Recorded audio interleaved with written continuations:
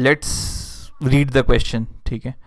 तो how many moles of magnesium phosphate, ये magnesium phosphate है basically, will contain 0.25 moles of oxygen atom.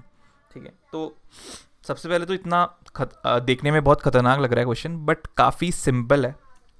ठीक है, सो मैं एक बार इस क्वेश्चन को थोड़ा सा रिफ्रेस करूँगा इन सिंपलर टर्म्स, ताकि सबको समझ में आए कि एग्जैक्टली कहना क्या चाह रहा है.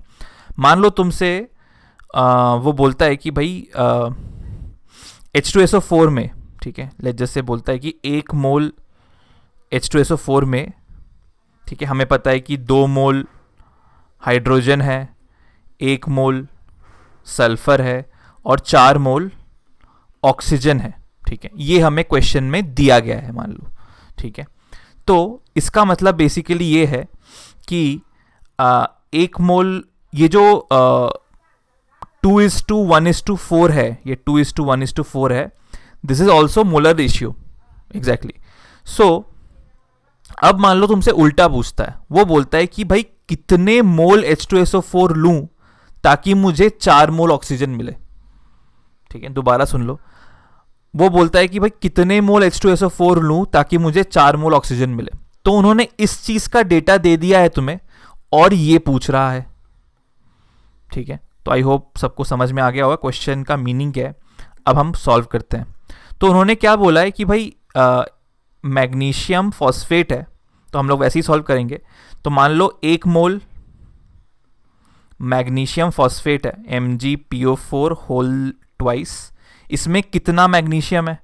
3 मोल मैग्नीशियम है. इसको लिखने की ज़रूरत नहीं, बाय द वे, बस ऐसे ही लिख रहा हूँ मैं. ठीक है, 2 मोल फॉस्फोरस है. ठीक है, और 8 मोल्स ऑक्सीजन है. ऑलराइट, तो हमें पता है कि भाई 1 मोल, अच्छा मैग्नीशियम फॉस्फेट को मैं जस्ट फॉर कन्वीनियंस A लिख दे रहा हूँ. ठीक है, तो 1 मोल A को बनाने के लिए मुझे 8 मोल ऑक्सीजन चाहिए.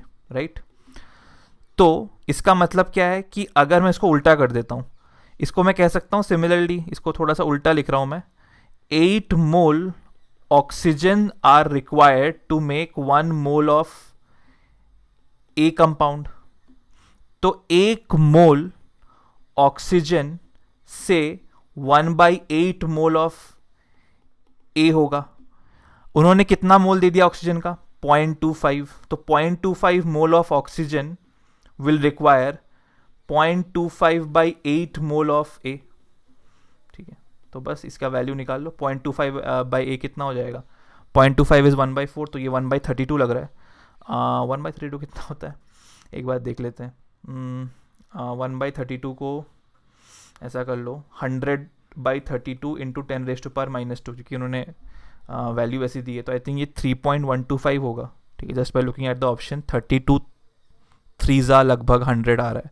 तो आई थिंक ऑप्शन जो है वो B बैठेगा. ठीक है, और इस टाइप की अप्रॉक्सीमेशन जो है आप लोग भी क्या करो कि आंसर निकालो मत. ठीक है, rather try to figure out कि कौन सा ऑप्शन लग रहा है कि आपके सोल्यूशन के सबसे करीब है. ठीक है, because it saves time ultimately.